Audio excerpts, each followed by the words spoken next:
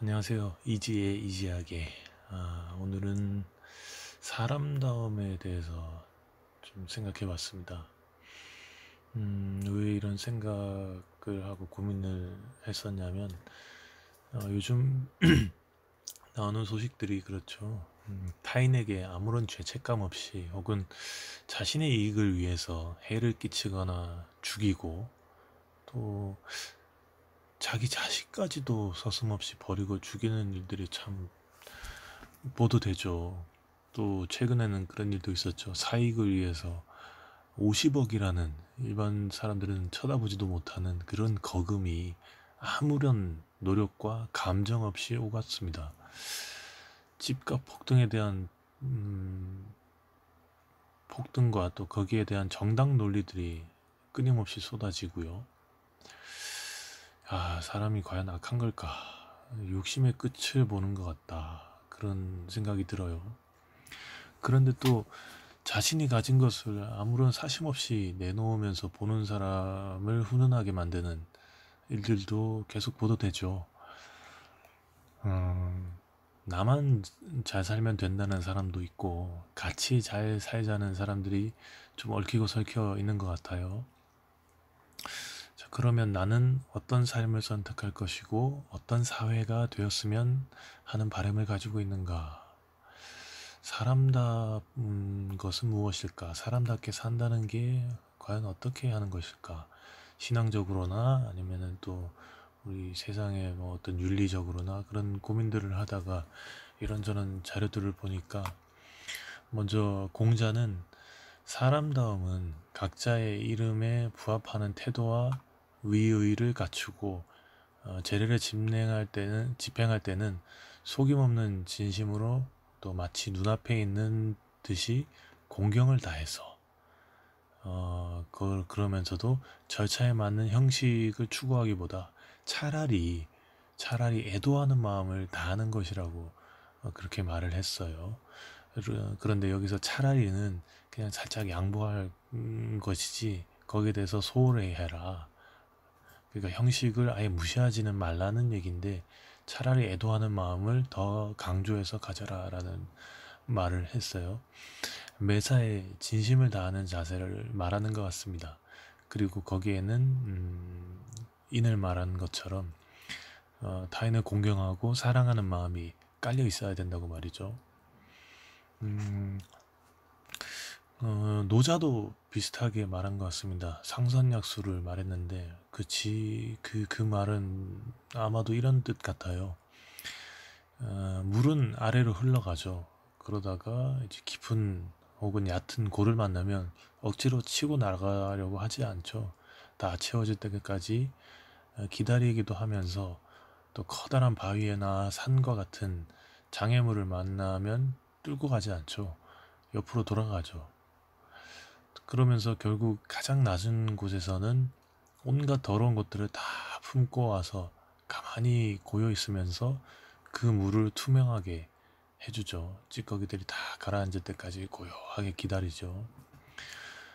더불어서 지나오는 길마다 생명력을 더해주죠.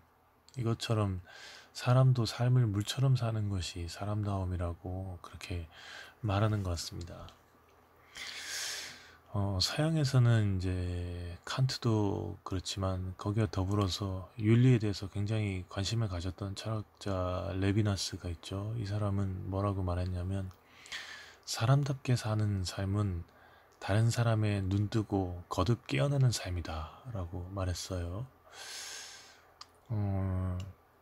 타인에게 타자에게 관심이 있을 때 바로 비로소 사람답게 사는 것이고 그래서 내가 변하는 것이 또한 그렇다는 말인 것 같습니다. 동양철학 에세이라는 책에는 이런 구절이 있어요. 어떤 일을 할 때 그 일이 내게 이로울 것인가 해로울 것인가를 따지지 말고 오직 옳으냐 그르냐를 따지는 것이 공자의 생각입니다. 그리고 옳다면 비록 그 일을 하다 해를 입을지라도 꼭 해야 하는 것이 사람다움을 이루는 길입니다. 공자 사상에는 행위에 대한 인과응보가 없습니다. 다만 스스로 부끄럽지 않아야 한다는 당위가 있을 뿐입니다. 그 당위는 사람이 마땅히 갖고 있는 책임이나 사명의식일 수 있습니다. 아무런 보상을 바라지 않고 그 당위를 따라간 이들의 실천은 굽히지 않는 비판 정신으로 이어져 왔습니다. 이렇게 써 있어요. 아마 이런 정신이 우리 정서에 깊이 박혀 있는 예의범절이 있죠. 그것 또한 이런 정신에서 비롯된 것일 거예요. 문제는 아마도 님비 현상 같아요. Not in my backyard. 다 좋은데 나는 건드리지 마라. 내 영역은 침범하지 말라. 뭐 이런 말이죠. 어떻게 보면 문명은 점점 발전하고 있는데 사람은 점점 문명화가 아니라 반대로 가는 것 같기도 해요. 욕망을 따라 욕구만을 따라서 그렇게 팀 켈러라는 한 목사님이 종교계에서는 꽤나 유명하신 분인데 이분이 기독교가 21세기에 줄 수 있는 것이 무엇인가 라는 질문에 이렇게 답했어요. 소금이 되어야 된다라고요. 무슨 말이냐면 우리가 추구하는 윤리는 크게 두 가지로 나눌 수 있어요. 자기지향적 윤리와 타자지향적 윤리. 전자는 힘과 명예가 중요하죠. 왜냐하면 자기 자신이 정당해야 되고 자기 자신이 옳아야 되고 자기 자신이 우뚝 서야 되니까. 후자는 사랑이 가장 중요한 궁극적인 가치입니다. 왜냐하면 다른 사람에게 향해 있으니까. 철학자 찰스 테일러가 쓴 자아의 원천들이라는 책이 있어요. 거기서 무슨 말을 했냐면은 우리는 모든 각 인류가 평등하다고 믿어요. 또 우리는 모든 국가 집단과 종족 집단 중에서 정의가 실현돼야 된다고 믿어요. 그렇죠. 그래서 뭐 여러 가지 단체도 있죠. 막 외치고 막 머리 띠두르고 시위하기도 하고. 더 나아가서는 우리는 지구 위의 모든 인류가 고통과 굶주림으로부터 벗어나야 한다고 믿는다 라고 말을 했어요. 그런데 문제는 우리의 모든 도덕적 가치는 사회적으로 구성된 것이거나 주관적 선호에 기반하고 있다. 무슨 말이냐면 우리는 높은 도덕적 이상을 다 가지고 있어요. 그런데 이것을 받쳐줄 도덕적인 기반이 없다는 거죠. 이상이 있는데 거기에 대한 희생윤리가 없다는 거예요. 그냥 그런 거죠. TV에 YTN 채널을 이제 뉴스로 자주 보는데 보면은 굿네이버스나 뭐 이런 광고들이 되게 많이 나와요. 그런데 한편으로는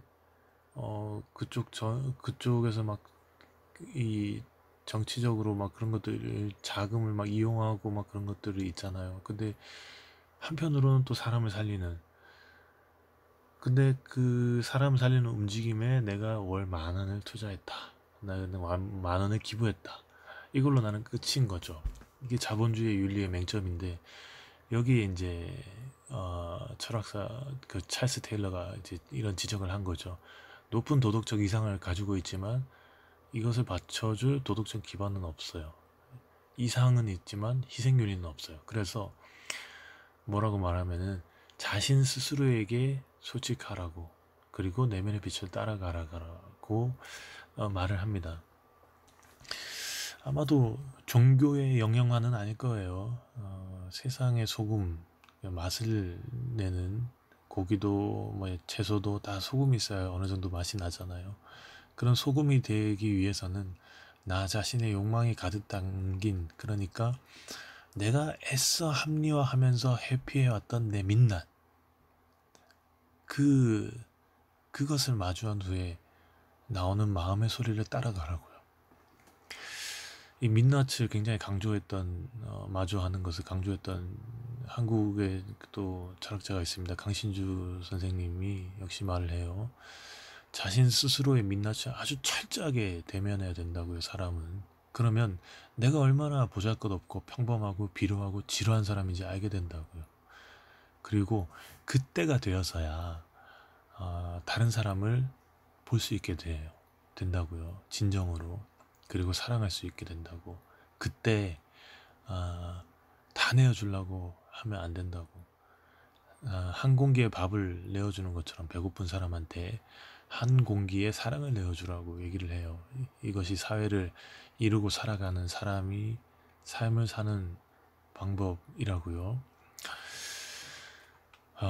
예수님은 어떻게 하셨을까 생각을 해보니까, 예수님은 하나님을 사랑하고 이웃을 사랑하고 하라고 했죠. 누가 이웃이냐라는 물음에 강도 만난 사람 이야기를 들려주죠. 누가복음 10장에 나오는데, 예수는 이 이야기를 통해서 묻습니다. 제사장이 이웃이냐, 레위인이 이웃이냐, 아니면 사마리아인이 이웃이냐라고요. 특정 집단을 옹호하는 정치적 발언이 될 수도 있겠죠. 왜냐하면 사마리아인을 띄워주는 거가 될 수도 있으니까요. 그러면서 상대적으로 제사장이나 레위인과 같은 높은 자리에 있는 사람들을 좀 까내리는 그런 발언이 될 수도 있지만, 이 원래 의미는 그런 거잖아요. 편협한 시각과 마음을 버리라는 거, 그쵸? 그리고 진짜 중요한 것은 사람이고, 사람인 너희들끼리 싸우지 말고 좀 잘 살아봐라, 이런 의미가 있을 거예요. 그것이 사람다움이라고.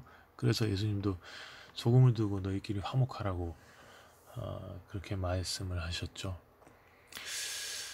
이렇게 보면 또 성경을 너무 어렵게 생각할 필요는 없을 것 같습니다. 어렵게 다가갈 필요도 없고요. 그래서 하나님의 뜻에 따라 사람답게 삶을 사는 그런 방법의 지침서인 것 같아요. 최소한의 윤리의식. 그러니까 팀 켈러가 말한 타자지향적 윤리가 기독교적으로나 비기독교적으로나 종교적으로나 비종교적으로나 총체적 진리인 것 같습니다. 실천의 어려움이 난제로 남아있긴 하죠. 말은 쉽지 이게 진짜 하기에는 어렵잖아요. 하물며 내 자식 하나도 그렇게 어려운데, 남의 자식도 나 자신도 변화시키기 어려운데 다른 사람을 변화시키기라는 얼마나 어렵겠습니까? 그런데 우리에게는 또 정서적으로 그런 것도 있잖아요. 지행합일의 어떤 지혜랄까요? 그런 가르침. 그리고 종교적으로는 그리스도의 은혜와 우리의 사명이 있는 것 같습니다. 사람답게 살면서 누구나 다 그것들을 이루면서 좀 더 나은 세상이 되기를 좀 바라봅니다. 그러면 저 자신한테도 좀 물어봐야 될 것 같아요. 나 스스로에게 또 얼마나 솔직했는가. 네. 들어주셔서 감사합니다.